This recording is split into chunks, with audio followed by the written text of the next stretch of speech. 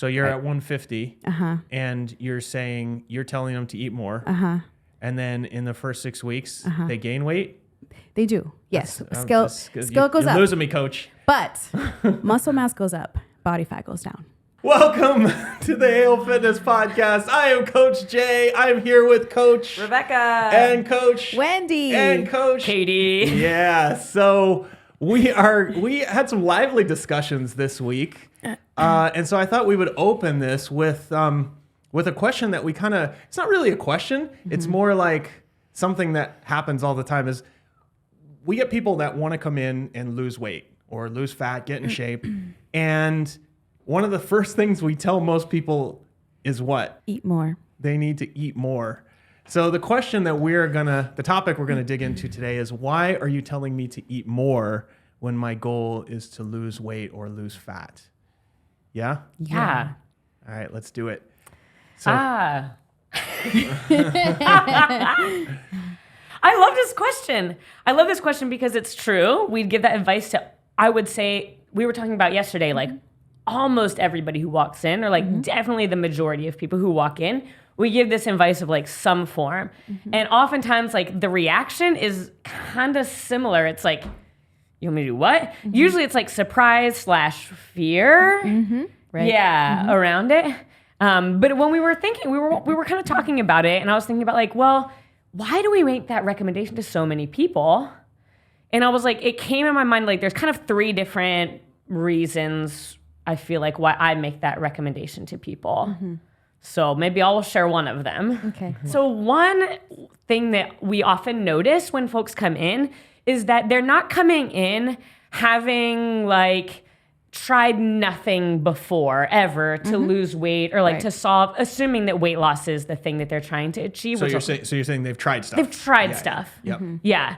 And oftentimes the stuff that people try are really restrictive diets. Right. Stuff like 1,200 calorie diets, or stuff like, we've even tried these things like, I'm going to do a shake for 3 meals a day and then cleanse 2 out of the 7 days a week, right? Like we've done this weird stuff. If you do a shake 3 meals a day, you will cleanse. That's That's generally what happens. Like a lot of shit happens. yeah.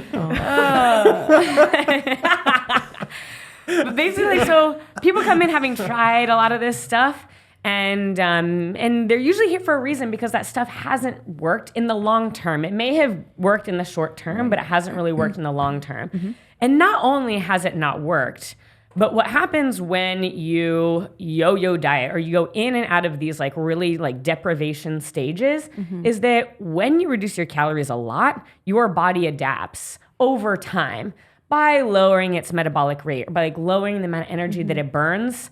Just if you did nothing else but like lay in bed all day, will lower the amount of energy it burns just to keep you alive. And you'll experience stuff like most people experience, like brain fog or super low energy, right? And like that is your body down regulating.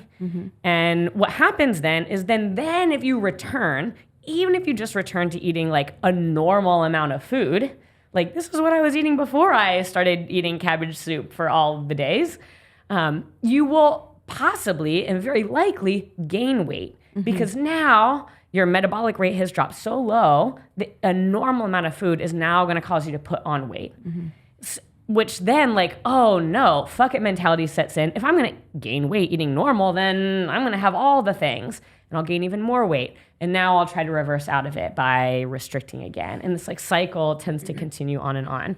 And so oftentimes, when your metabolism has been depressed for long enough, the only way to achieve actually fat loss in the long term is to bring your metabolic rate up so that you can cut your calories by just a little bit without having to starve yourself and trigger some fat loss.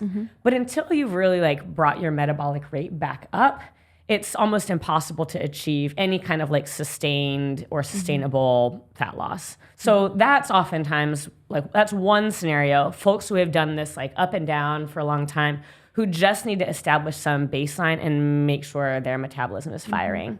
So like, you used a couple scary words there, like metabolic rate and baseline and all these other things. I just kind of want to like, let's say you weigh 150 pounds and you're eating, let's say, the equivalent of 2,000 calories a day.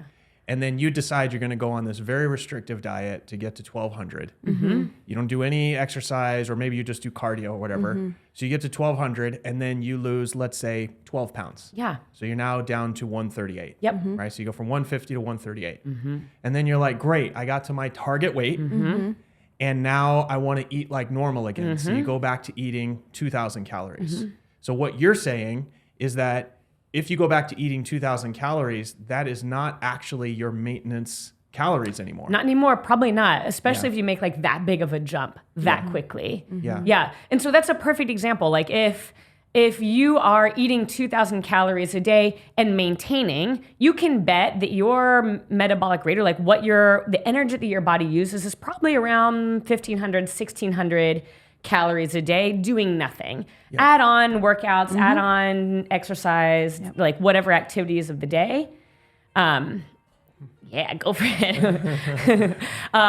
Now that brings you to probably like 2,000. You're burning 2,000 calories a day. But what happens in that 1,500 is like your base rate, just what it takes to keep your body alive, which also is kind of interesting. Like most of the energy that you spend during the day is just like keeping you alive. Keeping your brain going. Yeah, and stuff keeping like everything that. going. So if you drop down to 1,200 calories, for a while, your body's going to continue. It's still going to be like, all right, burning that 1,500, and then you're doing activities. And so you are definitely going to be using more energy than you're taking in.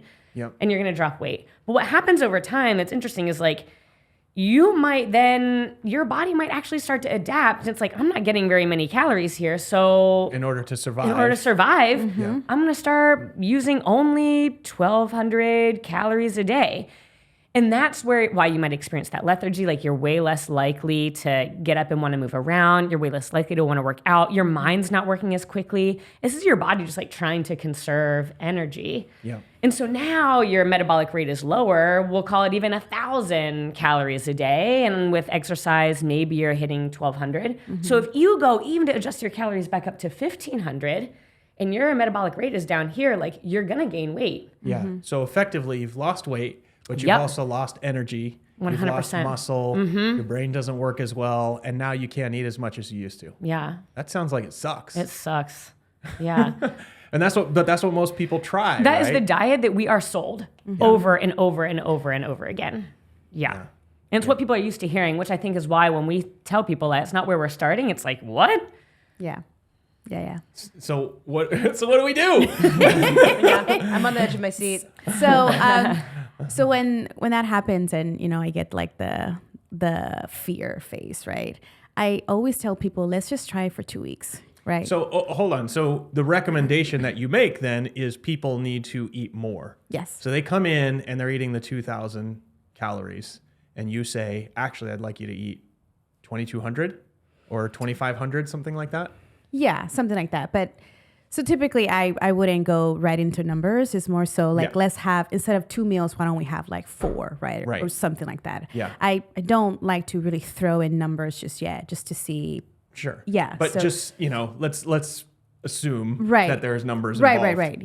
Yeah. So you're telling them to eat more, but isn't that going to make them gain weight? It might, yeah. But I don't want that. So I think one interesting thing too is like oftentimes when we tell people to eat more, what we're telling them is to eat more food, not necessarily more calories. So this is kind of how I see it. Like, and this brings me to like scenario 2 almost of like where people kind of get stuck is like banners on YouTube.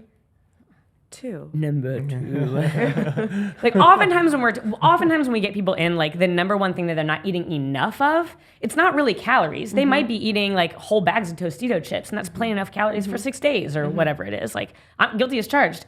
Love those. Anyway.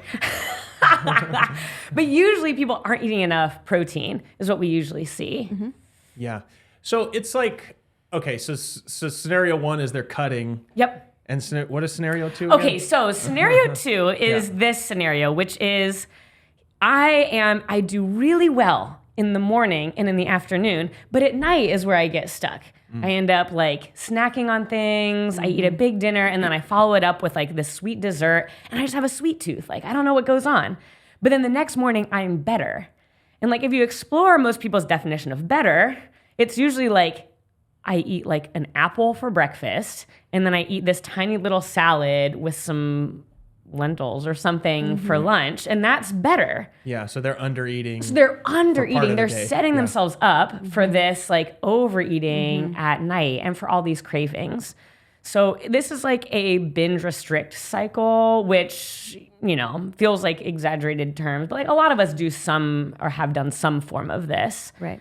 So oftentimes like the directive to eat more is like, actually, I want you to eat more at the front of the day so we can actually feel better by the time we get to the end of the day. And we're less inclined to dive headfirst into the bag of peanut butter M&Ms, which would be my choice.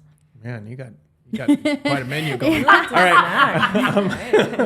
All right. So, okay. So first scenario of under eating is just straight up calorie restriction. Second is you're just not eating enough early in the day. That's right. And then you end up like having more at the end of the day. What's the third one? Yeah, what is the third? What is the third one? No, I wrote it down, but now I forgot. Oh, this is like in the same vein. So oftentimes, like volume-wise, folks aren't eating a ton of food, but calorie-wise, they might be eating a lot. So perfect example is I'm having a sandwich at lunch, or I'm stopping at a takeout place and getting a sandwich that's got like a lot of condiments on it, these big thick slices of bread. It comes with this side of chips. Like it's not actually a ton of food, but calorically, like there's a lot there. Right. And so third scenario is like, okay, I'm telling you to eat a greater volume of food. I want you to have more protein. I want you to have an abundance of fruits and veggies. But actually from a caloric standpoint, it's probably going to be less. Right. But it's going to be more filling. It's going to be more hydrating. And so that's the other scenario where it's like people feel like they're eating more food, but it's like a little bit of I won't call it it is a little bit of a trick. Like, Yeah. hey, you eat more of the good, like filling foods. Yeah. Yeah. It's almost like you're just telling them to eat more fiber and more protein is what it comes down to, right? Yes. Yeah. Versus, and really if you're measuring those two things, then you're going to gravitate towards things that are a little denser and a little higher in sort of nutritional value and gravitate away from what you just described for lunch. Yeah. Okay. So all three of those are where people are kind of under eating or in some form where you're telling them they need to eat more, right? But, you know, my big thing is like, so you're hearing this message, I need to eat more, and hey, coach, my goal is to lose weight. And you just said you might gain weight. Like, we're going in the wrong direction, coach. like, how does this make sense? Like, how do you make sense of this for your clients? There's other ways that we can measure you know, other than, because obviously that the scale will say that you gain weight, but in reality, you really haven't, right? So another way that I go through my clients is like, you mentioned in most of the time, there is a specific cloth item that people want to get back into. Yep. So that will be probably the measuring, scale that we would lean towards too. Yeah. And I want to say 99% of the time when weight goes up, but everything else goes in the right direction, inches, you're slimming down, right? Yeah. So eventually the scale will go down, but that's how I tend to shift directions a little bit more. Yeah. Because it can get discouraging, right? If weight is something that you really want to get to, especially if you have a target to get down to. So I tend to shift like I don't want to say their initial goal is there's anything wrong with that, right? But for now, there's other ways that we can measure progress, I guess you can say. Yeah. And that tends to, I want to say, that does help a lot. Pictures is another thing that clients like to see, right? Because a lot of people like to see things, versus numbers. I think you can see progress more when you see in pictures, I guess you can say. So I just tend to kind of explore other ways that we can track progress and then just see that you are making progress, but it's just the scale is saying something else, but in reality you are still making progress. Yeah. So that's how I tend to approach it at times. Yeah. Rebecca, what do you say to people? Like, it's a funny thing. People say they want to lose weight, but it's almost like that's the only thing they can think of. Yeah. Yeah. When people come in, it's 90% of the time there's a weight loss goal assigned to it.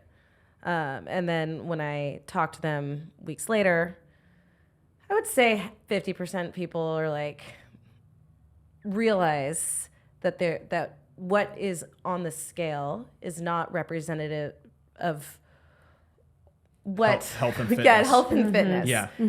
Yeah. I mean, I grew up with parents who did the Atkins diet, who attached to the scale. So I think a lot of it is just, for some reason, the scale, regardless if you're super strong and muscly, you still get attached to it. And you're like, God, you could be 2% body fat and see a number that you've always associated with as fat and be like, I need to lose weight. So, a lot of the work done is the skeletal muscle mass. How much muscle have I built? I think the clothing is a huge one. It's nice when friends and family notice differences or in pictures. But really digging into what does that number represent? And yeah, the scale is just it's an evil thing. I was just thinking of it. I mean, yeah. And I fall in the trap too. Yeah. And you just have to ask yourself, like, why this number? What does this number mean to me? Like, what is it that I'm looking for? And I think that's kind of the work we as coaches have to do is like, what does this number represent? And a client has to be able to answer that. I mean, if 120 pounds is what you were when you were 18 years old and you're 50, like, it might have to be. Yeah, it seems like one of those things that just like we get so we get just from a young age, like we're weighed, and at the doctor we're weighed, and it's like weight is like the metric that is kind of used to judge your health. And I would also even argue, like, for women, sometimes like worth often gets tied up in that. And two, people compare their, so many people come in here and they're like comparing their like premenstrual self to like their ideal weight. And it's like, you might have been like 120 in high school, but I'm not sure, like your body changes and we can honor that. Yeah. Yeah, that's an interesting one. I mean, I think that's really, it's kind of, I mean, you really, this is not the place to come in if your only goal is to lose weight. I mean, there are weight loss clinics in this neighborhood. If your only goal is to lose weight, there's other ways to do it. It's not that you won't lose weight, but it's actually the actual conversation that we end up having is weight is just one of the many, many things that we can measure. And what you end up getting here is getting in much better shape. Maybe it's like the conversation is around losing fat, because that's kind of the equivalent. It's just hard to measure that on your scale in your bathroom. Totally. Yeah, and I would disagree. Like, I think if your only goal is to lose weight, like this is the perfect place to come because this is like the only place where you're going to lose it and keep it off. Well, okay, but I guess the thing is like at a certain point, there's going to be a conversation with one of you where you're going to go, so weight isn't everything, right? And if you are doggedly focused on getting to that 120, like that's going to be a challenge because ultimately, like you're going to get stronger, which means you're going to get a little denser, which means you're probably going to, which is great because we talked about earlier, you're being able to get your baseline higher, so you'll be still able to eat those 2,000 calories and look a lot slimmer, right? But it's like, if the weight on the scale is the only thing that matters, and it remains the only thing that matters 12 months in, then you kind of got to go, okay, well, like, if that's all that matters, great. Like, I'm just going to tie you to a tree for a week. Like, because the conversation has to shift at some point, right? Yeah. And that's what it comes down to. Yeah. I also think we haven't touched on either, well, people do lose weight here, right? Yes. Like, and a lot of it. And we kind of talked about the scenarios where we asked them to eat more for a number of different reasons, but we didn't talk about what happens after that, right? Which is okay, I think one interesting place as a coach is we have these ideas about what people have done in the past, given the questions that we ask and what they're currently doing. But we actually don't know until we sort of try something on, until the client tries something on, really where they're at. Because some people will they'll bump up protein, they'll bump up fruits and veggies. They will start to build muscle and lose fat, and it will happen that fast. Other folks, it won't happen that fast. And then we have to kind of do some puzzling around, well, what is sort of the next step here then? Maybe there are other things that are worthy of addressing. But oftentimes what we find is expanding the time frame of all right, even though we're asking you to eat more, what we're asking you to do is actually create more sustainable habits that once you reach your end goal, you can actually stay there. I think that's really it. It's more what happens in the sort of 12 to 18 to 24 month range that we end up being more interested in. And what we've talked about before is people come in, they want something, we try to give them what they want, and then what they actually need is a long-term sustainable plan, which is going to involve them probably eating more, right? Maybe even in the short term. So what happens when you say, okay, you're at 2,000 calories, you want to lose 10, 15 pounds, and I tell you now that you need to eat more, right? So you've seen this, you both have seen this happen multiple times, right? So 150 pound woman, she wants to lose 10 pounds. You tell her she needs to eat more than she's currently eating. And what is spell out the roadmap of how that actually goes and, with people that are successful. In terms of their progress and how the numbers are shifting? Yeah. So over the course of 3 to 6 months, right? Do they gain weight? Do they lose fat? When do they actually lose that 10 pounds? Do they ever lose the 10 pounds? Do they ever eat less? Do they always eat more? How does that look like over the first 6 months? Yeah. So, they actually gain weight for the first, I want to say 5 to 6 weeks. Weight goes up or either stays the same. So you're at 150 and you're telling them to eat more. And then in the first 6 weeks, they gain weight. They do. Yes. Scale goes up. You're losing me, coach. But muscle mass goes up, body fat goes down. Okay. I see it all the time. And especially if that client's consistent and, where he or she's doing all the things that I'm asking them to do. That usually happens all the time. And I love to see this trend because it amazes me because scale either stays the same or it goes up, right? And then, but the other two are just going through the roof. It's amazing. And then week 8, week 9, 10, the weight starts to go down after that. Okay. Right. And then, depending on everyone's very different, but most of the time what happens is when they get to week 8, especially if they're going hard in the workouts, they're Coach, I'm getting more hungry. I need more food. So I want to get really explicit here. Not explicit, but you get what I'm saying. So I want to just get real numbers, right? So 150, right? Let's say she's a 40-year-old woman. She's 150 pounds. Her body fat is what would it be? 35, 40%? Yeah, 35, 40%. Yeah. Okay, so let's say 40%, right? So she's 150, she's 40%. Her goal is to lose 10 pounds. You tell her to eat more protein, more fiber, that kind of thing, right? So in the first 6 weeks, so let's say you do a week 6 check-in, what would you expect her weight and body fat to be at that week 6 check-in if she's doing everything you ask her to do?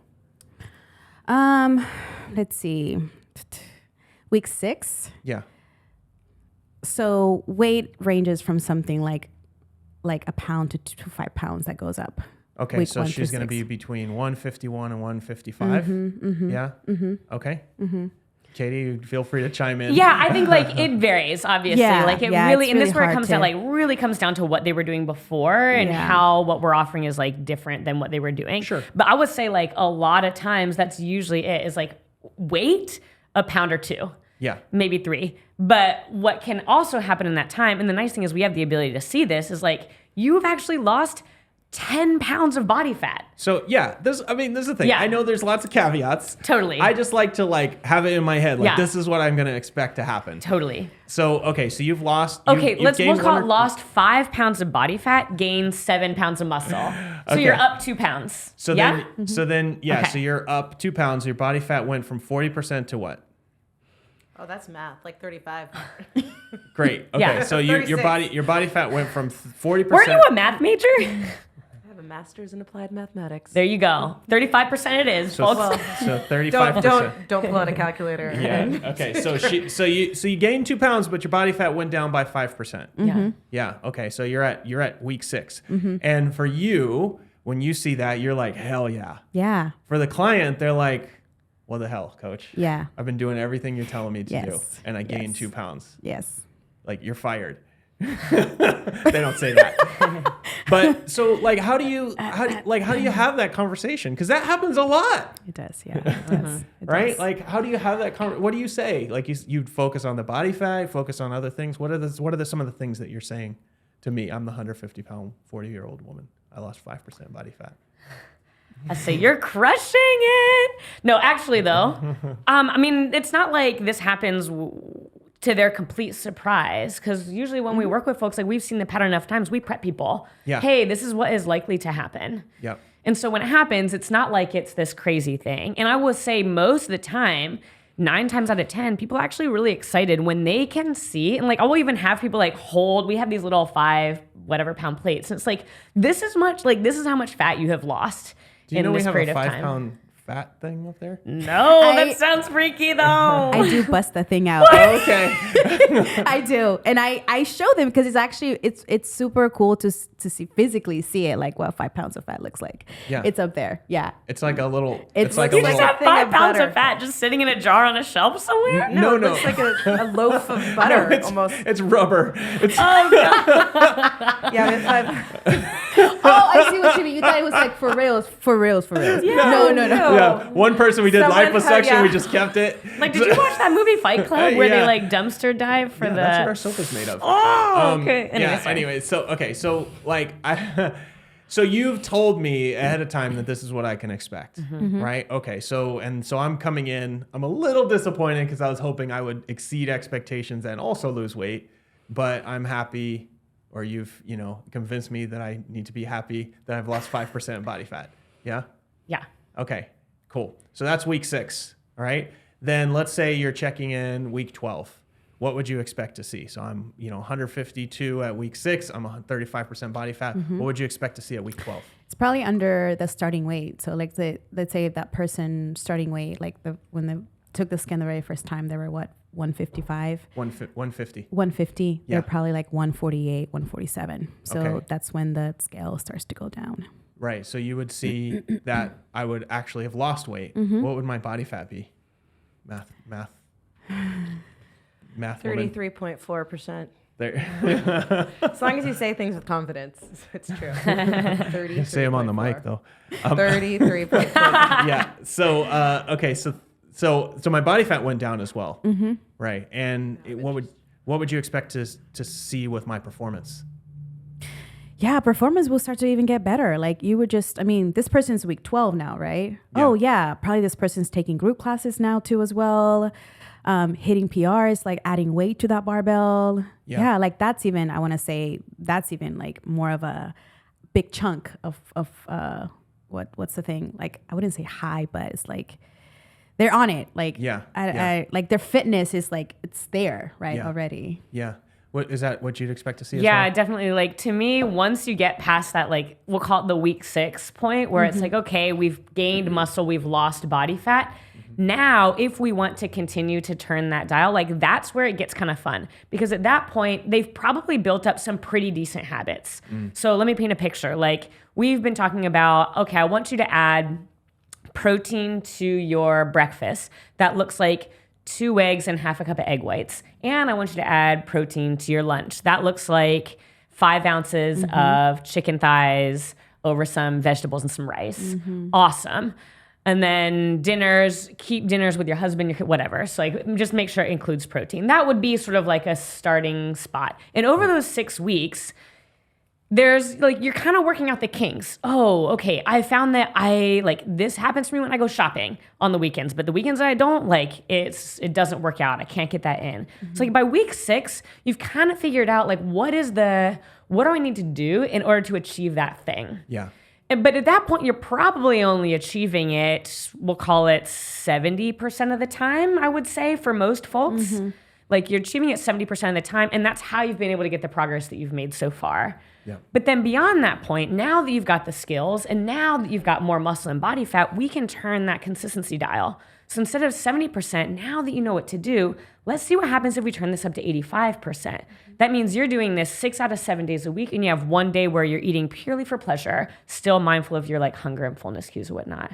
And so once you start to bump up consistency, now you can start to see generally muscle mass either staying the same or continuing to go up, depending, and then body fat continuing to decrease. And because you have muscle mass staying the same, body fat decreasing, you generally get that like downward trajectory in weight at that point. Yep. Yeah. And at that point, when you're at that sort of week 12, you're still eating more. Yep. Yeah. Yeah. What would you expect to see? So we're 3 months in. What would you expect to see at the 6-month mark? So you went down to 147. You're at 33.4% body fat. I was a percentage off. It was 34 point something. Wow. All It was right. really Down close for- though for both All of them. right. All right. Excellent. So she's going to throw out a number. You're going to get quick on the calculations for the next one. All right. Okay. So 3 months, 3 months in, what would your weight be? And you know, this is Okay, I a love made up this. person. So Yeah. what would your weight be? And But this is like the thing that happens all the time. Yeah. What would your weight be? It would be 145. I was thinking 144. Yeah, be Yes, 145. that's Yep. And here's where it gets exciting again, Yeah. because probably at that point you've reached 144 and you've kind of started to stall out again. Am I right? Like, okay, now like my body fat's staying about the same, my muscle is staying about the same, and my workouts are, you know, I'm like I've kind of like hit my numbers. I might be still increasing a little bit, but like I'm more or less staying the same. Yeah. Yeah, and then you'll have, you know, once you have like the coaching call, and they're like, "Well, coach, I really want to get down, or I really want to hit 125 clean, right? Great." So then that's when like because they start to take classes, they're getting super into the workouts. They're finding things that they really want to get. They're getting most of the time is usually like some sort of weight related, right? Like I want to get, you know, body weight deadlift, right? Like I really want to get body weight deadlift, or specific skills. Like I really want to get a pull up, like at some point. So goals also tend to shift to as well. Right. And then that's when nutrition also, we tend to link them in together too as well. Yeah. So that's another fun part for me once like, you know, 3 months plus comes in. Yeah. Kind of coming back to our other number here. Where are we at with body fat? We're down to 144. We lost another 3 pounds. But see, we haven't given you like muscle or anything well, I've like already that. always been basing on the assumption that you kind of plateaued at a 7-pound gain from those first 6 weeks. Okay. So let's just pretend you've 7 to 10 pounds of muscle. You're somewhere floating between 29 to 32%. Right. So you went from 40% to 29 to 32%. So like somewhere in the 10% body fat range. So like if you were to measure this, let's say in like dress sizes, right? I have no idea. So you just tell me like, what would you start with? Like a 8 or a 10, maybe 12? And that would drop you down to what? 6 or an 8? I'm so bad with sizes. I have no idea. I would say 6. No, I would say 8. Sorry, 8. Yeah. So you might have started at like a 12, maybe a 14, and you would drop down to an 8, something like that. It's not perfect, but yeah. But I mean, the point is this, like, even if you had this goal to get down to 140, if you lost 10% body fat, like if you're just basing it on like how your clothes feel, how you look in the mirror, you're probably going to do better than that. Oh yeah. By focusing not so much on the actual weight. Would you say that's true? Totally. Yeah. Yeah. Yeah. And I mean, the reason we kind of highlight this has consistently been people's experience. Yeah. Right. And like you said, they get to a certain point where it's like, actually, I don't care about 140 anymore. I care about, you know, what's on the bar. Yeah. Right. What was that saying that you had? Oh, caring more about the weight on the bar than the weight on the scale. Yeah. Yeah. Awesome. I like that. So when you start to make that shift, then like, what does that sort of do? What does that do here? Well, we can like come full circle even back to where we started and like the claim that, hey, like don't come. Okay. If losing weight is your only goal, then this could be tough. Anyway, but the point is like, once you're there, one of the beautiful things about like, if you're part of the community, you've met other people here, you've probably met some people who are a lot like you, share similar goals. You're probably even like going out with them on the weekend every now and then, right? Like this has become integrated into your life. And so one of the reasons why like oftentimes body change here is sustainable for people is because they've completely changed they've reoriented their life. They've connected with people who are doing the same thing. They've found other things to care about. Yep. And so they don't feel like they have to like white knuckle their weight loss, essentially. Yeah. By being active and being part of the community and whatnot, and like having these habits they feel good about, having found meals with support that they like, it meets their goals and they love to eat them, you know. Yeah, it's like, I love to eat goals too. I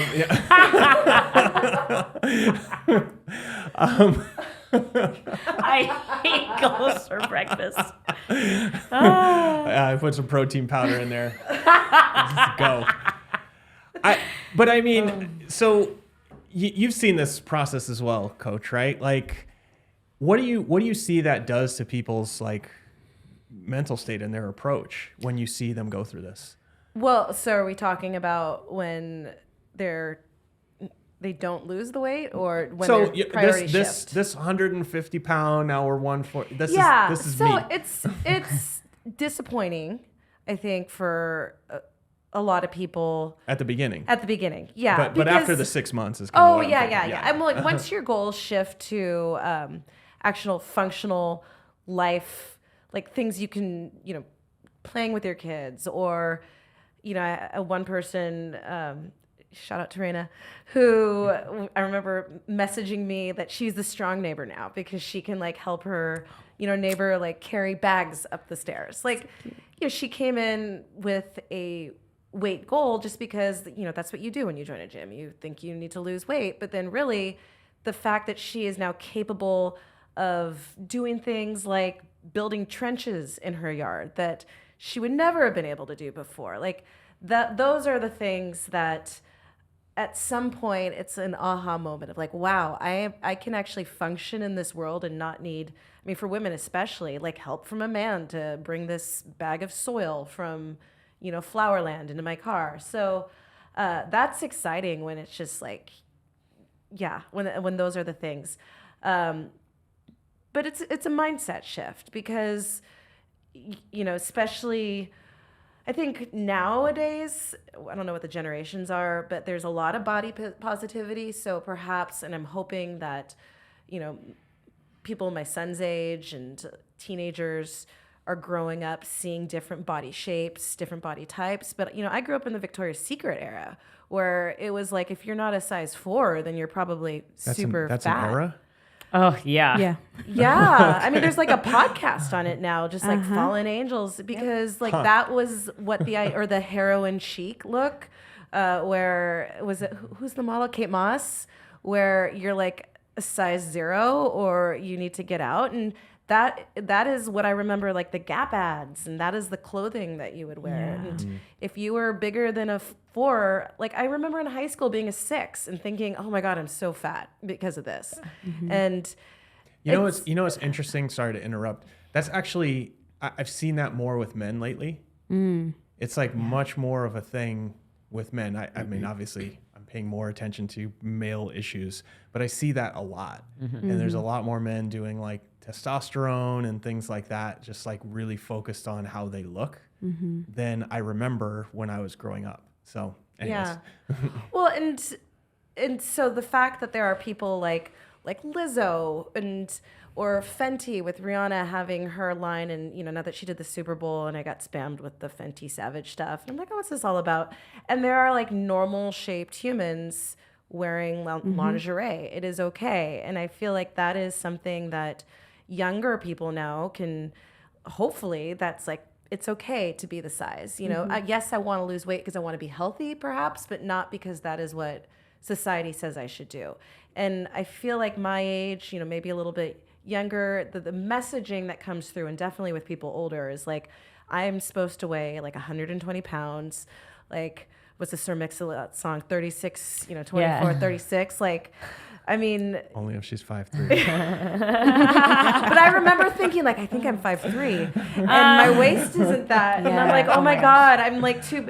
So, there is a lot of just disordered messages that we got growing up. And so having someone like my age, for example, who's like, yeah, now I want to deadlift my weight, or I want to back squat my weight. Like, that is now my goal. I want to carry my children. I want to, you know, be able to play with them. It's so much greater. And it's such a, when they come to that point, it feels so good, you know, as a coach. I mean, not that you're trying to take away their goal, but it's just like, you don't have to. Yeah, you don't have to be Kate Moss. Yeah, that's a great summary. I mean, really, it just comes down to when that shifts, then you get off that treadmill, and you actually show up to train, and you eat well for a different reason. Yeah, imagine coming to the gym because you just want to be with people and work out and lift weights, as opposed to like, God, I got to go to the gym because I have to lose weight.